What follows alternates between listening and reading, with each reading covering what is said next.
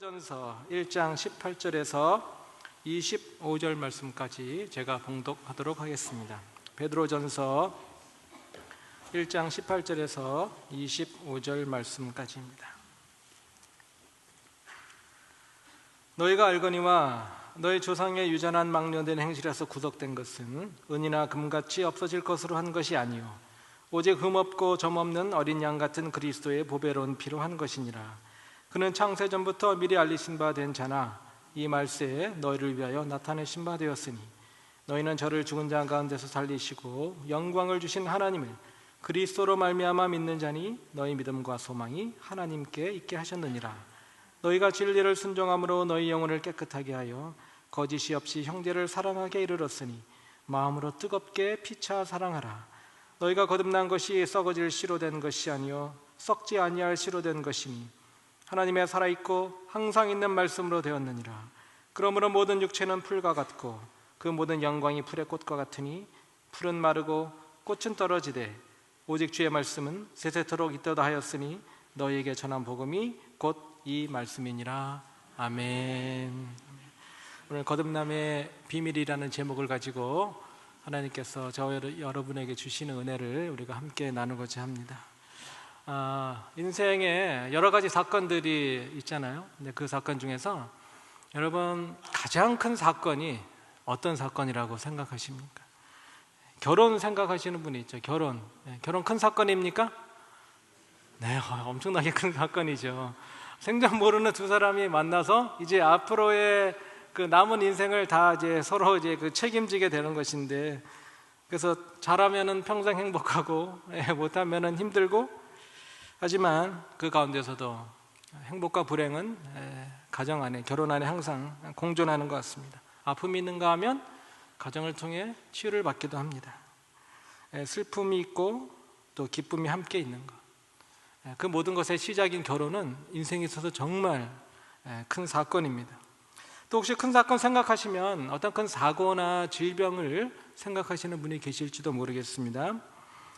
저도 큰 그 사건, 사고나 이제 질병의 그 경험이 있기는 하지만 정말 사고나 질병도 인생에서 가장 큰 사건 중에 하나입니다. 왜냐하면 전에는 전혀 그렇게 생각하지 않고 있다가 어떤 사고나 질병을 통해서 인생을 보는 시각이 완전히 달라질 수 있기 때문입니다. 근데 결혼이나 사고, 질병보다 더 크고 앞선 사건이 있습니다. 무슨 사건일까요? 바로 출생이라는 사건입니다. 여러분 다 출생하셨나요? 네, 대답하실 필요 없습니다. 출생.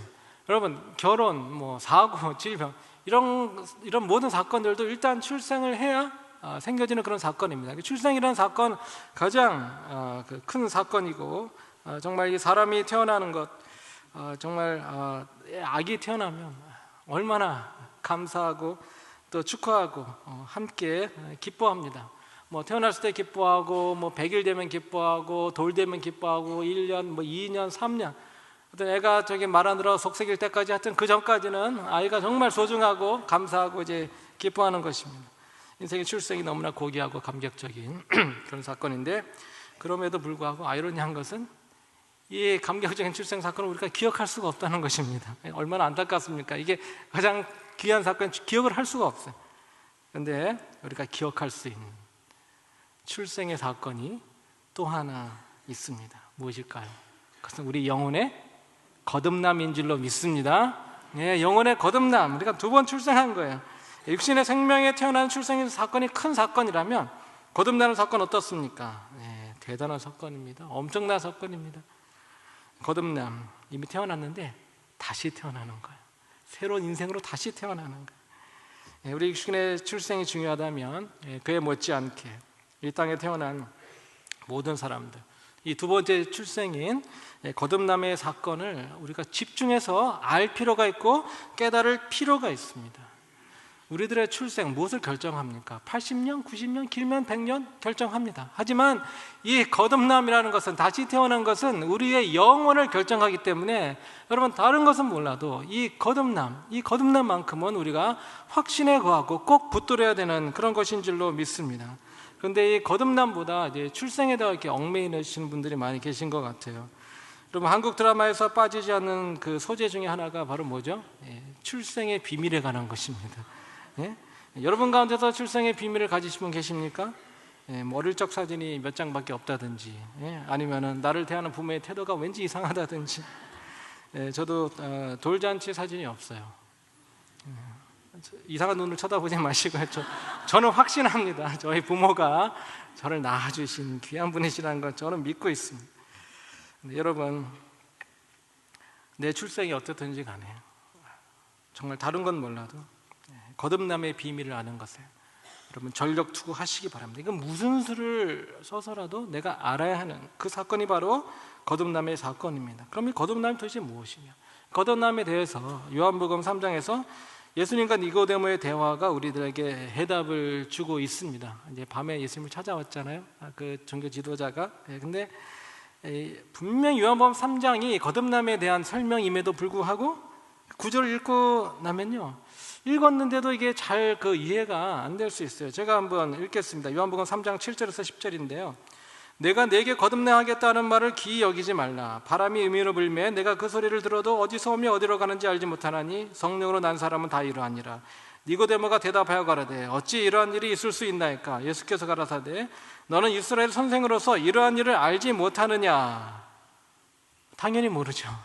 아니, 이게 이런 설명 듣고 한 번에 알아듣는 사람이 어디 있겠습니까? 설명해 주시는 것 같은데 바람이 불어서 어디서 가고 어디로 가는 거, 바람이 어디서 불어서 어디로 가는지 우리가 어떻게 알겠습니까? 나뭇잎 흔들리는 거 보면 알 수 있겠지만, 예수님도 니고데모가 이런 예수님의 설명을 한 번에 알아듣지 못한 어떤 그런 것을 책망하셨다기보다는 종교 지도자임에도 불구하고 많은 이스라엘 백성의 신앙을 책임진 사람에도 불구하고 이 거듭남에 대한 어떤 열망이 없는 것, 거듭남에 대해서 알고 싶어하는 어떤 그런 것이 없는 것, 거듭남에 대해서는 기본적인 지식조차 없는 것, 그것에 대한 안타까움을 이야기하신 것 같습니다. 예수님 당시 종교 지도자였던 니고데모도 깨닫지 못했던 거듭남의 비밀, 하지만 우리에게는 그 어떤 누구에게보다도 선명하게 밝혀주신 이 거듭남에 대해서 우리 오늘 본문 베드로전서 말씀을 통해서 함께 우리가 깨닫고 묵상할 수 있기를 바랍니다. 오늘 설교의 제목이 거듭남의 비밀입니다. 그런데 이 비밀이 영어로 말하자면 secret이라기보다는 the secret of born again 그런 것이라기보다는 저는 mystery라는 단어에 가까운 그런 의미로 이 비밀을 썼습니다. The mystery of born again. 사람이 생명에 태어난 거 얼마나 신비합니까? 어떻게 이렇게 태어나지? 어떻게 손과 발, 코, 입 어떻게 다 가지고 태어나지? 영혼의 거듭남? 더 신비한 거예요. 어떻게 거듭날 수 있지? 거듭남이 도대체 무슨 의미가 있는 것이지? 비밀처럼 감춰져 있기도 하지만 알면 알수록 신비합니다. 거듭남이 신비한 것, 몇 가지 질문을 통해서 우리가 알 수 있는데요. 거듭남은 사건입니다. 이례적인 사건입니다. 한번 거듭났으면 다시 거듭날 필요 없습니다. 저와 여러분이 이미 일어난 사건일 수 있는데 일어났음에도 불구하고 우리가 느끼거나 이게 손에 딱 잡히는 게 아니에요. 이것이 거듭난 것입니다 하고 이렇게 딱 손에 잡을 수 있는 것이 없습니다. 그래서 우리가 함께 질문을 던져보는 것입니다. 내가 예수 그리스도를 믿고 거듭난 사실을 어떻게 알 수 있습니까? 첫 번째 질문입니다. 내가 거듭난 것을 어떻게 알 수 있느냐? 두 번째 질문, 과연 거듭났다면 거듭난 거기서 그냥 머무는 겁니까? 거듭나면 그걸로 끝입니까? 그게 두 번째 질문이고, 세 번째 질문은 거듭남은 어디까지 퍼져나갈 수 있는 것입니까? 나 한 사람만의 거듭남을 위한 것입니까? 아니면 또 다른 무엇이 숨겨져 있는 것입니까? 이 질문들에 대한 답을 알아가는 과정이 거듭남의 비밀과 신비스러움을 밝혀나가는 과정입니다. 첫 번째 질문, 내가 예수 그리스도를 믿고 거듭난 사실 어떻게 알 수 있는가? 여러분, 이 답을 하기 위해서 우리는 믿는 자들의 거듭남이 어디서부터 시작됐는지를 오늘 말씀을 통해서 살펴볼 필요가 있습니다. 거듭남의 시작, 어디서 시작됐냐면 구속에서 시작되었습니다. 잘 기억하시기 바랍니다. 거듭남의 시작 어디서부터요? 구속에서 시작되었습니다. 물론 구속 전에 하나님의 사랑이 있죠. 하나님께서 사랑하셔서 구속하신 것입니다. 하지만 하나님의 사랑은 사건이 아니니까, 사건이 아니기 때문에 우리를 사랑하신 하나님의 아버지의 사랑으로 말미암은 구속이라는 사건에서부터 거듭남은 시작되었습니다.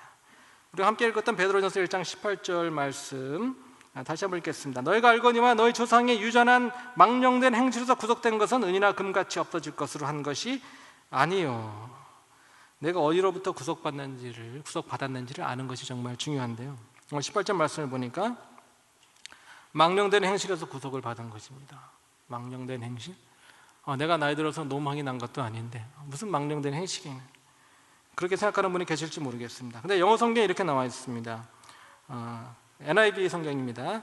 You are redeemed from the empty way of life handed down to you from your ancestors. 우리가 살고 있었던 삶의 길이 있었어요. 누구나 이렇게 살고 있었어요. 거의가 아니라 예외가 없습니다. 그런데 어떤 삶이었어요? The empty way of the life. Empty way of life. 그것이 어떤 삶이었다는 거예요? 공허한 삶이었다는 거예요. 인생의 의미도 모른 채, 그 끝에서 무엇이 기다리고 있는지도 모른 채 우리가 그렇게 살았다는 것입니다. 허무한 것을 위해서 허무하게 살았던 것이 바로 인생입니다. The empty way of life. 그리고 그런 삶은 우리가 시작한 것이 아니라 선조 때서부터 계속 그래왔던 거예요. 우리 조상이 그렇게 사니까 우리도 그렇게 살아야 되는 줄 알고. 그런데 어떤 생각 있는 사람들은 간혹 그 공허함과 허무한 인생에 의미를 부여하려고 노력을 했습니다. 물론 그 노력조차도 진정한 해답을 찾지 못해서 오히려 더 큰 혼란만 인간들에게 가중시켰습니다. 그러한 시도가 바로 새로운 종교들의 탄생과 철학의 발달입니다. 아무도 정답을 알지 못하니까 정답이 없는 상황에서 누군가 목소리가 아주 크거나 그럴듯한 이야기를 하면 그것이 옳은 것이냐, 그렇게 따라간 것이 바로 인류의 역사입니다. empty way of life가 계속해서 진행됩니다. 그런 사람들에게 있어서 중요한 것은 인생에 대한 정답이 아니었어요. 왜냐하면 어차피 모르는 것이니까. 그런데 누가 답을 찾으려고 제일 노력을 많이 했는가? 누가 답을 찾으려고 새로운 시도를 했는가? 거기에 후한 점수를 주면서 상도 주고 인정도 하면서 자기들끼리 그런 것에 의미를 부여하려고 했습니다. 하나님께서 그러한 인간의 모든 헛된 노력에 종지부를 찍으셨습니다. 망령된 행실, 공허하고 허무한 삶의 방식에서 우리를 구속하신 것입니다. 구속이 무엇입니까? 영어로는 redemption. 무엇입니까? 합당한 대가를 지불하고 구해주는 거예요. 그냥은 구해낼 수 없으니까 합당한 대가를 지불했습니다. 19절의 말씀이 바로 그 말씀입니다. 오직 흠없고 점없는 어린 양 같은 그리스도의 보배로운 피로 한 것이니라. 또 그 구속된 것은 금이나 은같이 없어질 것을 한 것이 아니라고 그렇게 말씀하여 주셨습니다. 금이나 은 소중하죠. 그런데 그보다 더 소중한 것을 값주고 사신 거예요. 금이나 은도 오래 지속되지만 그것도 없어질 그런 때가 있는데 하나님께서 우리를 구속하신 것은 영원한 것, 영원토록 존재하는 것. 그래서 하나님의 우리를 향한 구속에는 영속성이 있는 것입니다. 더 값진 것으로 우리는 구속받은 존재라는 것, 영원토록 유효한 그런 지불이 하나님으로부터 우리에게 지불된 것입니다. 죄를 지은 사람이 당장 감옥에 갇히는 것을 막는 어떤 보석금 같은 그런 정도의 그 어마운트가 아니라 완전히 그냥 한 번에 다 값을 지불해 버리신 게 더 이상 아무것도 할 것이 없는 하나님의 구속입니다. 모자라게 지불된 건 아닙니다. 저와 여러분이 이런 구속받은 사람이라는 것을 여러분 실감하실 수 있습니까? 실감이 나시는 분들은 영적으로 건강하신 분들이고요, 실감이 안 나시는 분들을 위해서 제가 예언을 하나 드리겠습니다. 여러분, 정해진 속도보다 빠르게 운전하면 어떤 일이 일어나죠? 도로에서? 일단 경찰에게 안 들키면 아무 일도 안 일어나지만 경찰한테 들키면 풀오버를 당합니다. 길가에 세우라.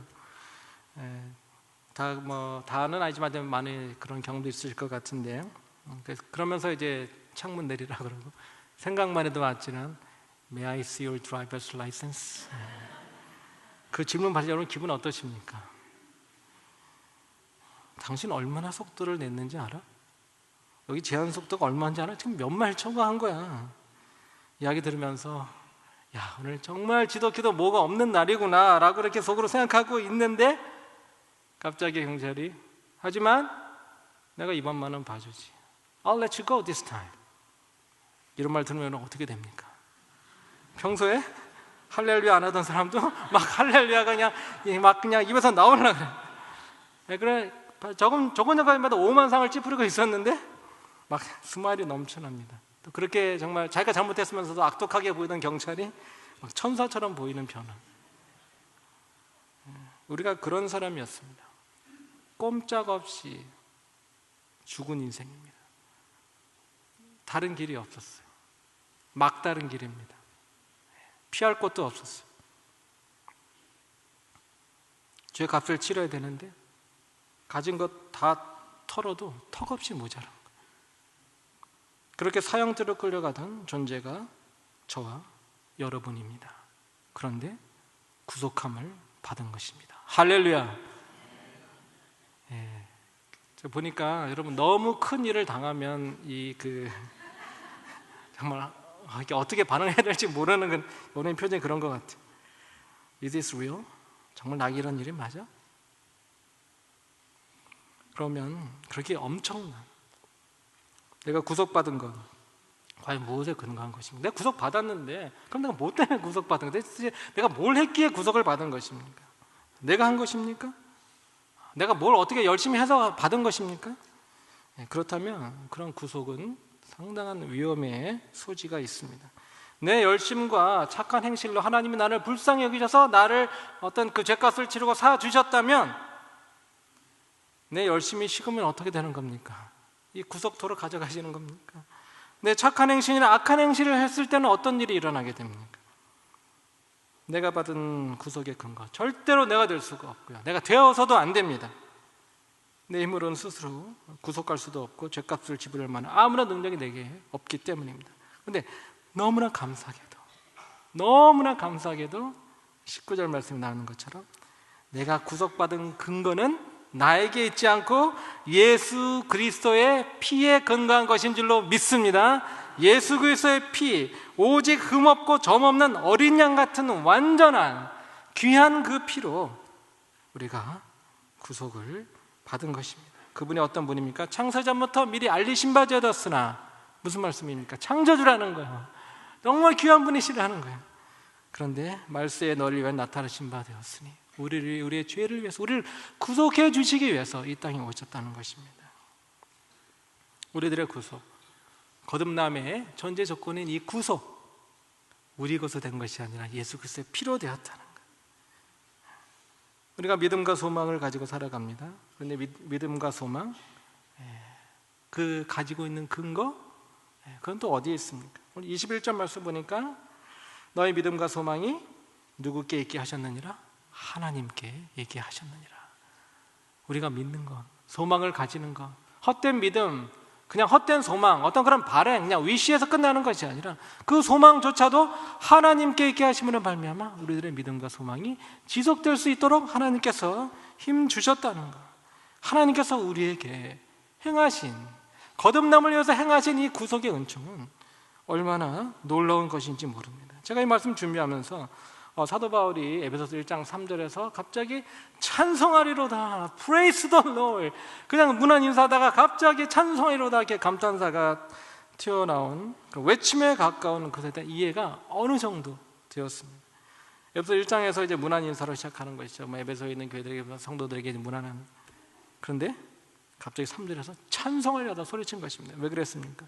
그 다음에 앞으로 하나님께서 에베소 성도들을 어떻게 택하시고 어떻게 예정하시고 어떻게 구속하신 것이, 그것이 얼마나 귀한 것인지를 설명하려고 하는데 그것들을 생각하니까 찬송하려, 이 하나님이 하신 놀라운 일을 내가 정말 감탄할 수밖에 없는 그런 표현을 한 것이 바로 에베소 1장 3절에 나옵니다.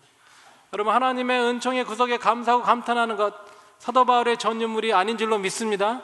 사도 바울께 죄송하지만 그 카피라이트가 없습니다. 우리도 다 감탄하고 감사할 수 있어요. 그래서 제가 여러분과 함께 하나님으로 말미암은 구속을 함께 찬송했으면 좋겠습니다. 우리 찬송가 35장인데 속죄하신 구세주, 속죄하신 구세주께 우리가 무엇을 할 수 있을까요? 우리가 찬송밖에 할 수 없는 줄로 믿습니다. 우리 나를 속죄하시고 나를 구속하신 주님 생각하면서 찬송가 35장 함께 찬송하시겠습니다.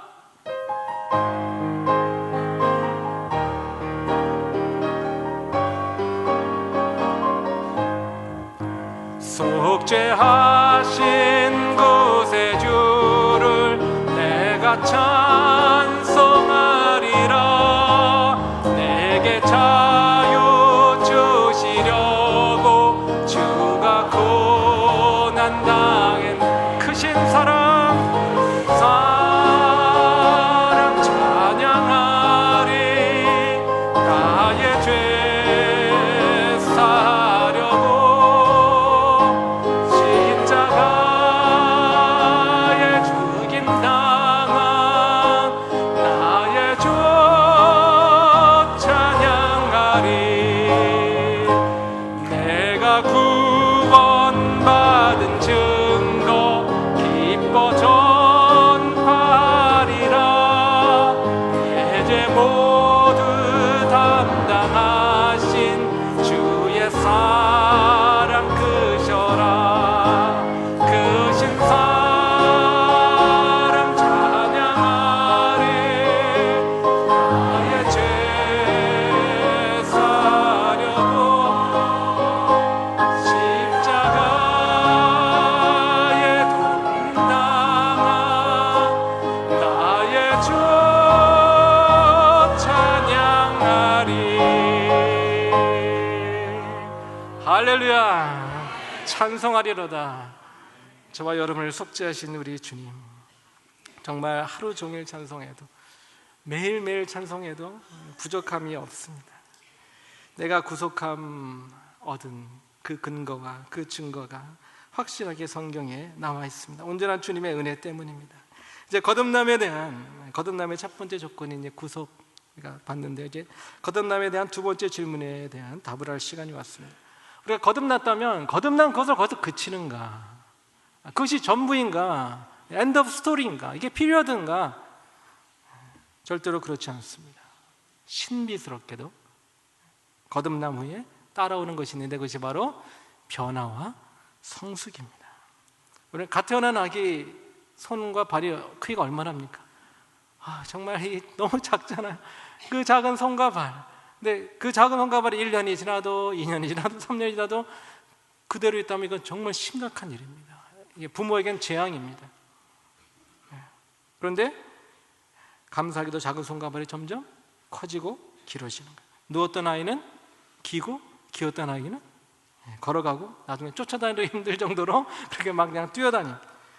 자, 우리 인간의 출생이 그러하다면, 어떤 성장이 이제 그러하다면, 거듭난 사람은 어떤 변화를 체험하게 될까? 다시 태어났는데 이것도 출생인데 뭔가 변화가 있지 않겠습니까? 22절이 이렇게 말씀합니다. 너희가 진리를 순종함으로 너희 영혼을 깨끗하게 하여 거짓이 없이 형제를 사랑하기에 이르렀으니.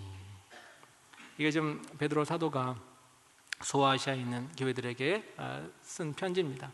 이제 네로 황제의 어떤 그런 이제 박해가 막 임할 그 즈음에 이제 격려하는 그런 이제 말씀으로 이제 준 것인데, 이들이 이렇게 한다는 거예요. 너희가 진리를 순종함으로 너희 영혼을 깨끗하게 하여 거짓 없이 형제를 사랑에 이르렀어요. 지금 이렇게 하고 있다는 거예요.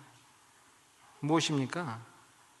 자, 거듭난 사람의 특징은 뭘 하는 거냐면 순종을 하게 됩니다. 순종. 여기 나와 있잖아요.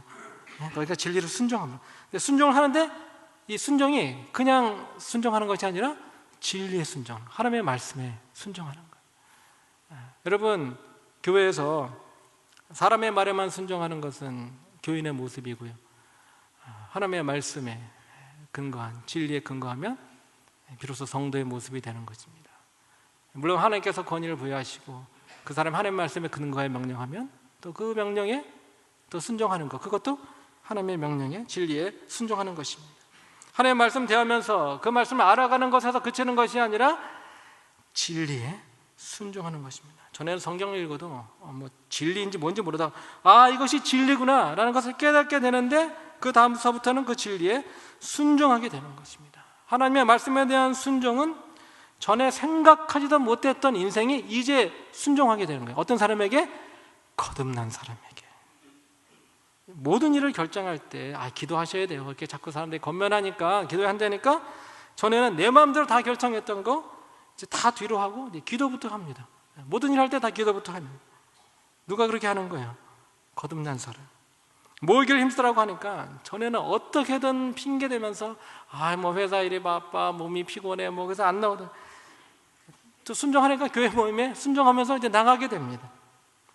참는 자가 복이 있다고 또 자꾸 그렇게 이야기를 해주니까 전에는 일 터지면 3초 안에 폭발하던 사람이 3분이 지나도 이제 폭발하지가 않는 거예요. 이게 누구에게 일어나는 변화입니까? 거듭난 사람에게 일어나는 변화인 줄로 믿습니다. 거듭난 사람이 진리를 알게 되고요, 진리 들으면서 그 진리에 순종하려고 하는 마음이 생기게 되어지는 거예요. 근데 그 진리의 순종에는 또 다른 변화가 따라오는 거예요. 진리에 순종만 하고 열심히 따르는 것이 아니라 그 변화에 또 따라오는 변화 이름이 뭐냐면 그것은 바로 성결입니다. 성결. 거듭났어요. 진리에 순종하게 됩니다. 그러면 모든 일을 결정할 때 기도하게 됩니다. 그 삶이 어떤 삶입니까? 모이기를 힘쓰는 삶이 어떤 삶이고 참기를 즐겨하는 삶이 어떤 삶입니까? 세상과 비교해 볼 때 구별될 삶입니다. 이 구별된 삶을 우리는 성결이라고 부릅니다. 세상에서 살지만 세상에 속한 것이 아니라 하나님의 백성으로 구별된 삶을 살아가는 누구의 삶입니까? 거듭난 사람의 삶입니다. 여기까지의 삶도 정말 귀한 변화의 삶인데 거듭난 사람의 변화는 거기서 그치지 않아요. 또 있습니다. 이게 너무 신비한 거예요. 영혼이 성결해짐으로써 비로소 생겨진 열매가 있는데 오늘 이 베드로 사도가 편지를 보내 소아시아 교회들이 어떻게 사랑한다는 거예요? 형제를 거짓이 없이 형제를 사랑한다는 것입니다. 그전에는 어떻게 사랑했을까요? 인간적으로 사랑했겠죠. 인간적인 사랑에는 무엇이 붙습니까? 조건이 붙습니다. 그리고 계산이 앞서기 마련입니다. 이 사람이 이거 해줬으니까 내가 뭐 해줘야지. 또 이걸 내가 하면 어떤 것이 또 올 수 있을 거야 라고 이렇게 계산하고 조건을 붙이던 그런 사랑이 없어지게 되고 아무런 조건이 없어도 그 사람을 사랑하는 그런 사랑이 행해지게 됩니다. 우리의 모든 위선적인 사랑이 변화되어서 거짓이 없는 피어한 순수한 사랑이 되어지는 것입니다. 영혼이 점점 성결해지면 사랑의 깊이도 달라집니다. 거짓이 없는 순수하고도 끝까지 사랑할 수 있는 능력이 생긴대. 서로를 사랑하되 피차 어떻게 사랑하라고 권면합니까? 오늘 말씀을 보신 저 얼굴만 보시지만 어떻게 사랑하라고 해요? 예? 마음으로 뜨겁게 피차 사랑하라. 그냥 악수할 때도 이렇게 살짝 손가락만 거치는 어떤 그런 이렇게 사랑을 하되 할 수 없이 하는 어떤 그런 거칠어 하는 그런 사랑이 아니라 마음으로 어떻게 뜨겁게 있잖아.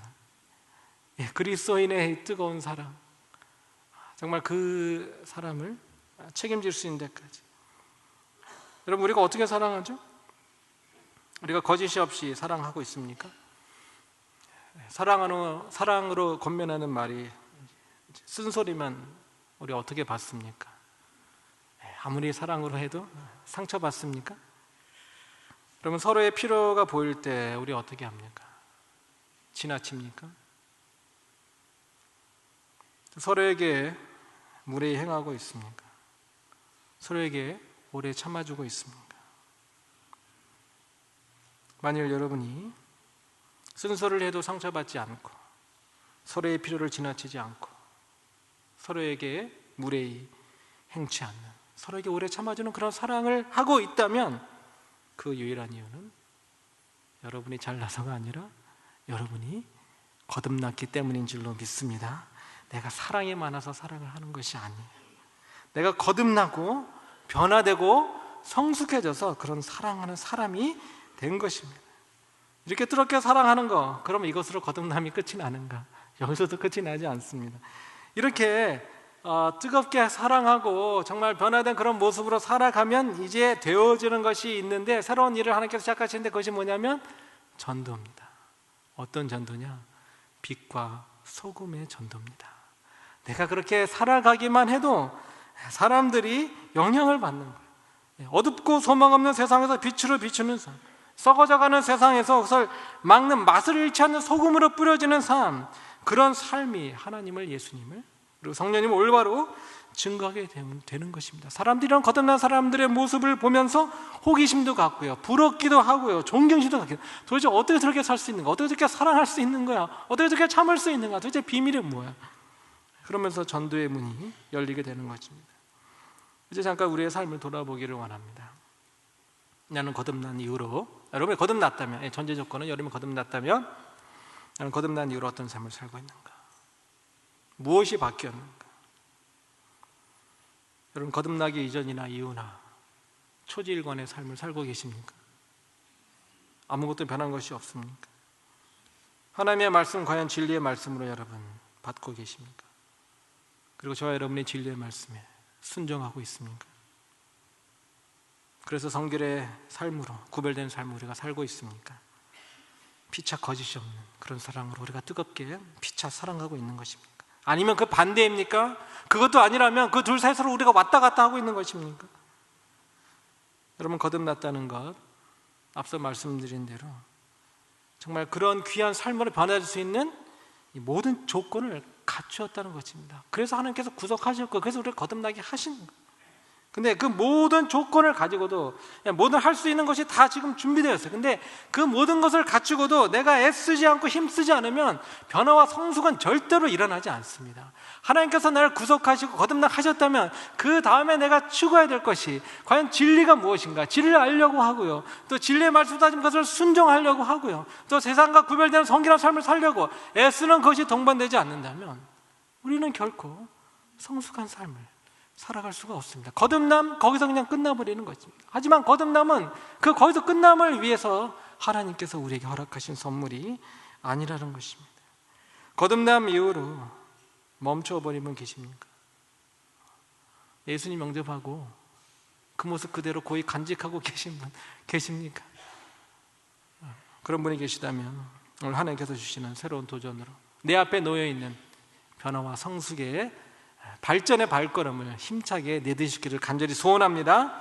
이 거듭남 한 번의 사건으로 절대 머물러 있을 수 없습니다. 이 거듭남 이후로 생겨나는 변화와 성숙을 제가 또 말씀드리지만 하나 확인해 둘 것이 있습니다. 그것은 바로 거듭남에 대한 확신입니다. 오늘 본문 23절 이렇게 말씀하고 있죠. 너희가 거듭난 것이 썩어질 씨로 된 것이 아니요 썩지 아니할 씨로 된 것이니 하나님의 살아있고 항상 있는 말씀으로 되었느니라. 자, 이 거듭난 것이 그냥 내가 만들어낸 것이 아니에요. 어떻게 그냥 막 내가 그냥 인위적으로 한 것이 아니에요. 하나님의 살아있는 말씀에 근거해서 내가 거듭난 것입니다. 그렇기 때문에 내가 거듭났다면 거듭났음을 확신할 수 있는 말씀은 내가 좀 붙들고 있는 성경 말씀이 있으셔야 돼요. 그거 한번 여러분 지금 적어보시기 바랍니다. 내가 거듭났음을 확신할 수 있는 그런 말씀, 난 지금 이런 말씀에 근거해 내가 거듭났습니다. 그 붙들고 있는 여러분 성경 구절 있으면 한번 그 아래에다 적어보시기 바랍니다. 혹시 말씀이 생각이 나지 않거나 잘 모르겠다고 해서 엉뚱한 것들 적으시면 안 돼요. 하늘자가 들어간다고 해서 하늘은 스스로 돕는 자를 돕는다, 하늘에 무너져도 솟아날 구멍이 있다, 그런 말씀 성경에 없습니다. 내가 붙들 만한 하나님의 말씀 바로 이겁니다. 내가 이것에 근거해서 내가 거듭났습니다. 요한복음 3장 16절 쓰셨습니까? 잘하셨습니다. 하나님이 세상을 이처럼 사랑하사 독생자를 주셨으니 이는 저를 믿는 마다 멸망치 않고 영생을 얻게 하려 하심이라. 그 말씀에 근거해서 내가 예수님을 믿고 영원한 생명에 들어갔고 내가 거듭난 거 확신하는 것입니다. 에베소서 2장 8절에서 9절 쓰신 분 계십니까? 잘하셨습니다. 너희가 그 너희 믿음으로 말미암아 구원을 얻었느니 이것이 너희께서 한 것이 아니요 그리고 하나님의 선물이라 행위에서 한 것이 아니니 이는 누구든지 자랑치 못하게 합니다. 너무 잘 쓰셨어요. 로마서 10장 9절에서 10절 쓰신 분 계십니까? 내가 만일 내 입으로 예수를 주로 시인하며 또 하나님께서 그를 죽은 자가 가서 사는 것을 내 마음에 믿으며 구원을 얻으리니 사람의 마음으로 믿어 의에 이르고 입으로 시인하여 구원을 이루니라. 받아 쓰려고 하셨던 분 죄송합니다. 느낌이 아니기 때문에 이게 감정이 아니에요. 물론 거듭날 때 이게 느낌이 동반될 수 있습니다. 가장 이렇게 좀 이렇게 제너럴한 그런 느낌은 이제 내 죄에 대한 어떤 슬픔, 아픔, 그리고 감사의 어떤 기쁨, 이제 그런 느낌이 동반될 수 있어요. 근데 절대로 느낌이 전부가 될 수가 없어요. 왜냐하면 느낌이나 기분은 어떻게 해요? 자주 변합니다. 느낌보다 더 중요하고 더 확실한 것 바로 신실하신 하나님의 약속의 말씀입니다. 그래서 우리가 거듭남의 근거를 가질 수 있는 하나님의 말씀을 알고 있는 것이 너무나 중요합니다. 또 거듭남은 무엇도 아니냐면 신념도 아니에요. 이렇게 되면 거듭나는 것인지, 내가 믿으면 되는 것이지, 나에게서 내가 그것이 옳다고 생각되어서 내 신념으로 거듭나는 게 아니에요. 신념하고 믿음을 잘 구별하셔야 되는데요. 신념은요, 그 근거가 내 생각입니다. 믿음은 그 근거가 하나님의 약속의 말씀에 근거한 것입니다. 거듭남, 철저히 하나님의 진리의 말씀에 근거한 사실적 사건인 것을 믿으시기 바랍니다. 철저히 하나님의 진리의 말씀에 근거한 사실적 사건. 그래서 우리의 거듭남은 이 기반에 서 있다면 흔들리지 않는 것입니다. 간단하지만 너무 중요한 질문, 가장 중요한 질문입니다. 나는 거듭났는가? 답은 yes or no. 둘 중에 하나입니다. 나는 거듭났는가? yes or no. 거듭났었던 느낌이 있으셨습니까?의 질문이 아닙니다. 거듭났다고 본인이 스스로 생각하십니까? 그런 질문도 아니에요.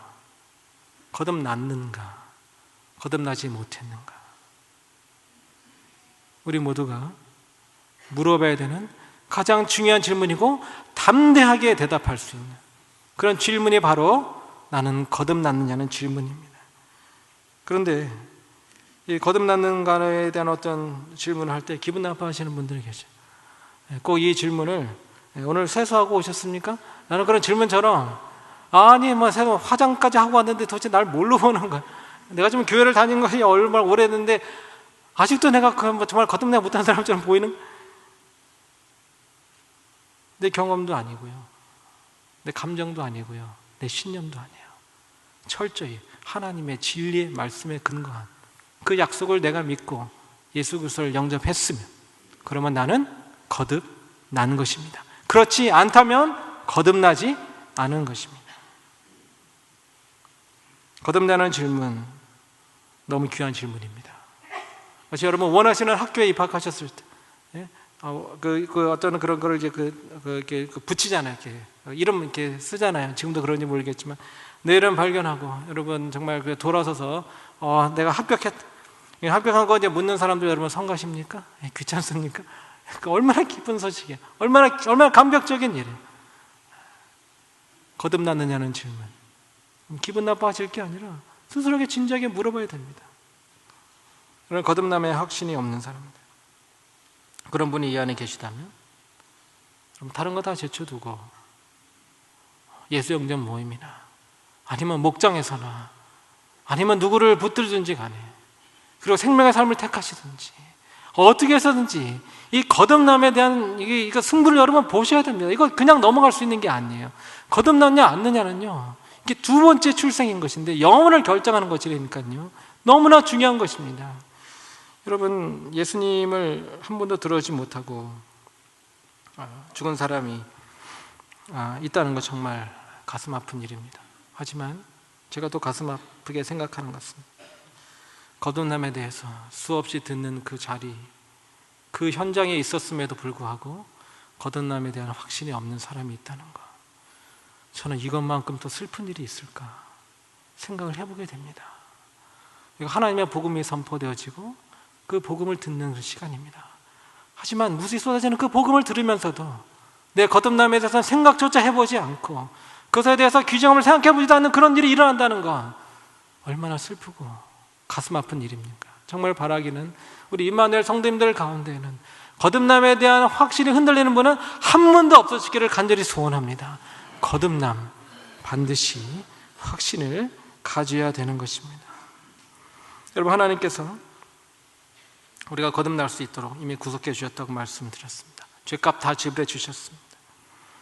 그 값이 하나님의 독생자 예수 그리스도의 보혈, 예수님의 생명, 하나님께서 택하셔서 우리를 구속해 주셨습니다. 이제 그 사실 믿고 회개하고 내가 죄인이었던 것을, 죄인이라는 것을 회개를 하고 예수 그리스도를 말미암아 죄 사함의 은총을 믿음으로 받으면 그 사람은 하나님의 자녀로 거듭난 것입니다. 옛사람이 죽고 하나님의 사람으로 거듭난 것입니다. 23절에 이렇게 말씀합니다. 너희가 거듭난 것이 썩어질 씨로 된 것이 아니요 썩지 아니할 씨로 된 것이니 하나님의 살아있고 항상 있는 말씀으로 되었느니라. 썩어질 씨로 된 것이 아니라 썩지 아니할 씨로 됐다는 거예요. 그 안에 생명력이 있다는 것입니다.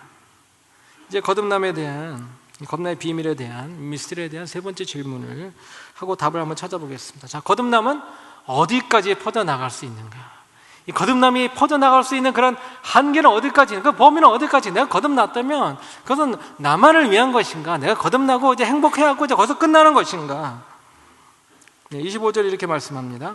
오직 주의 말씀은 세세토록 있도다 하였으니 너에게 전한 복음이 곧 이 말씀이니라. 베드로가 소아시아 교회들에게 뭘 전했던 거예요?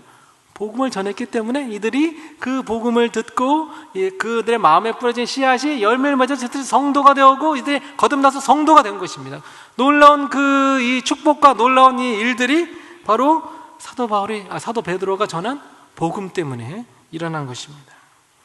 여러분, 한 사람의 거듭남이 어디까지 퍼져나갈 수 있는가? 한계가 없습니다. 이 세상 끝까지라도 퍼져나갈 수 있습니다. 이 거듭난 사람은요, 또 다른 사람들의 거듭남을 위해서 반드시 쓰임받게 되어 있습니다. 여러분 믿으시기 바랍니다. 세상이 이 거듭난 사람에 대해서 또 알고 싶어 하는 것, 너무나 자연스러운 그런 일입니다.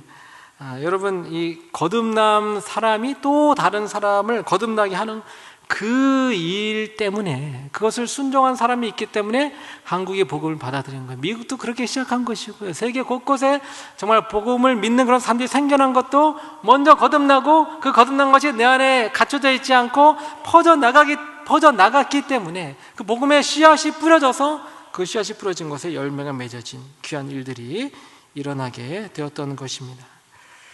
나는 영원히 썩지 아니할 그런 말씀으로 한 영혼에게 다가가야 됩니다. 그것이 거듭난 사람이 할 수 있고 해야 되는 일입니다. 그들에게 내가 만난 예수님을 전해야 됩니다. 그러면 제가 이제 한 분의 간증을 소개하고 싶습니다. 이분이 한국에서는 잘 알려지신 그런 분인데, 모든 사람이 다 아는 그런 사람은 아니겠지만 아마 여러분은 이제 잘 모르실 것 같아요. 이 사람이 한국 사람이 아니고 미국 사람입니다. 아버지가 백인 미국인이고 어머니가 한국인이신데, 부모님이 6살 때 이혼하셨어요. 아버지는 티네이저 때 돌아가셨어요.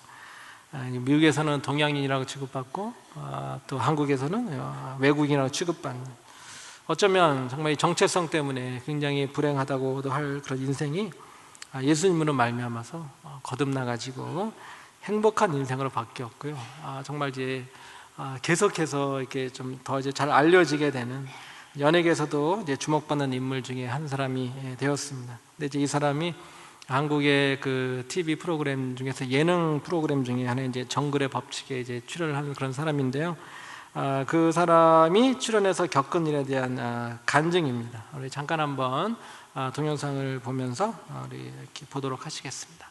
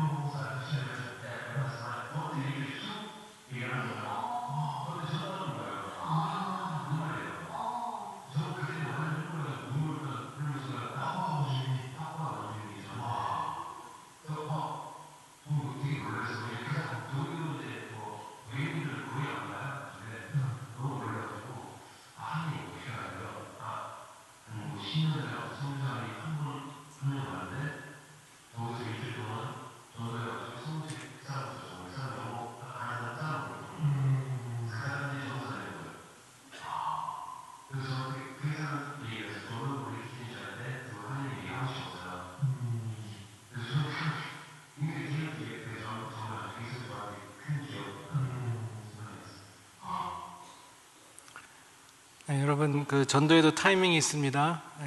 빨리 해야지 내가 전도하지 않으면 전도 당할 수 있습니다. 여러분 이렇게 생각해 보십시오. 정말 전도 당해도 참 행복한 일이죠. 근데 정글 한복판에서 이 출연자들이 굉장히 이제 불편하고 스트레스도 많이 쌓이고 이제 고국에서 멀리 떨어져 있고 정말 피곤한 그런 상황일 거예요. 하루도 빨리 여기 좀 나갔으면 좋겠다.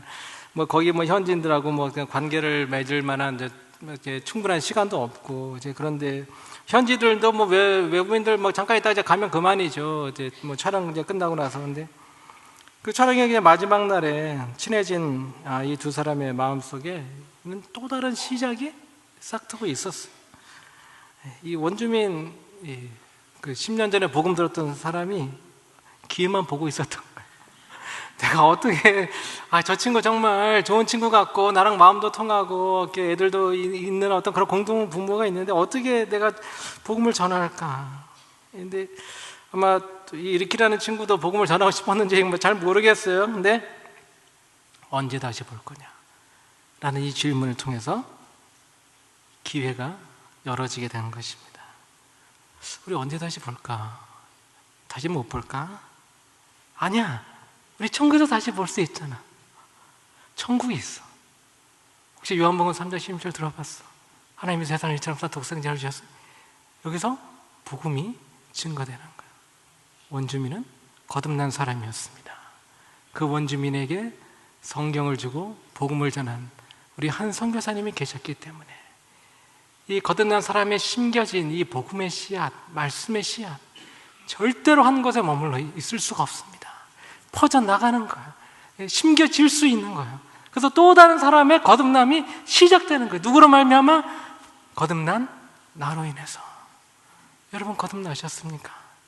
거듭나셨다면 여러분 마음속에 있는 하나님께서 심겨주신 이 복음의 씨앗 그냥 여기서 썩게 하지 마시고요, 이 복음의 씨앗을 가지고 우리가 우리 주위 사람들에게 전할 수 있기를 바랍니다. 우리 반드시 전해야 되고요, 하나님이 전할 수 있는 모든 능력으로 우리에게 부어주신 줄로 믿습니다. 내 거듭남에 대한 확신을 갖는 것이 중요해요. 여러분 흔들리지 않는 확신인 것입니다. 감정도 아니고 신념도 아니에요. 하나님의 약속의 말씀에 근거했습니다. 거듭남은 열매를 맺는 것도 중요해요. 제대로 행실이 돼야 이게 그 전도랑 이 삶이 일치가 돼야, 어느 정도 이게 좀 매치가 돼야, 일치가 안 된다면 매치라도 돼야 이게 전도가 되어지는 거예요. 그 사람들에게 전하는 것입니다. 무엇을 전하나요? 내가 만난 예수님. 다른 사람의 예수님이 아니라 내가 만난 예수님. 여러분 이 그 전도 수첩 보면 그 뒤에 맨 뒤에 이제 그 간증 쓰는 난이 있잖아요. 간증 쓰는 난인데 저도 아직 적지는 않았지만은 이 간증 쓰는 난에 여러분 그렇게 적으시는 거예요. 세 가지 쓰시기 바랍니다. 세 가지 줄거리로. 첫 번째는 예수님 만나기 전에 나의 모습. 솔직하게 쓰세요. 솔직하게 쓰셔야 이게 파워가 있습니다. 그리고 내가 어떻게 예수님을 만나게 되었는지, 그리고 그 다음에는 예수님을 믿고 난 후에 내 삶이 어떻게 변화되었는지, 그 내용 적는 거예요. 뭐 여기다가 내가 6.25 때 어떻게 피난 와서 뭐 어떻게 해가지고 내가 자식들 이렇게 뭐 그런 거 칸도 없어요. 이게 칸도 이 간단한 이게 공간입니다. 하지만 이 안에 내가 만난 예수님, 내가 붙들고 있는 거듭난 것에 대한 확신을 갖고 있는 그 말씀, 내가 거듭난 그 말씀 전하면 그 말씀이 또 다른 사람의 구원을 이루는데 귀하게 쓰임받게 되는 것입니다. 제가 우리 함께 합심해서 기도했으면 좋겠습니다. 먼저 우리 주님 앞에 감사하십시다.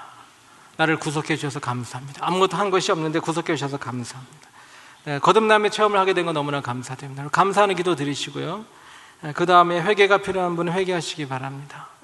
거듭났음에도 불구하고 거기서 머물러 버린, 전혀 잘하지 못한 그런 나의 모습이 있었다면 변화와 성숙회로의 새로운 도전을 받아들이실 수 있기 바라고요. 내 거듭남을 가지고 그 귀한 말씀의 씨앗을 가지고 그 씨앗을 만방에 퍼뜨릴 수 있는 사람 되게 해달라고 우리 합심해서 같이 기도하도록 하겠습니다. 다 같이 기도하시겠습니다.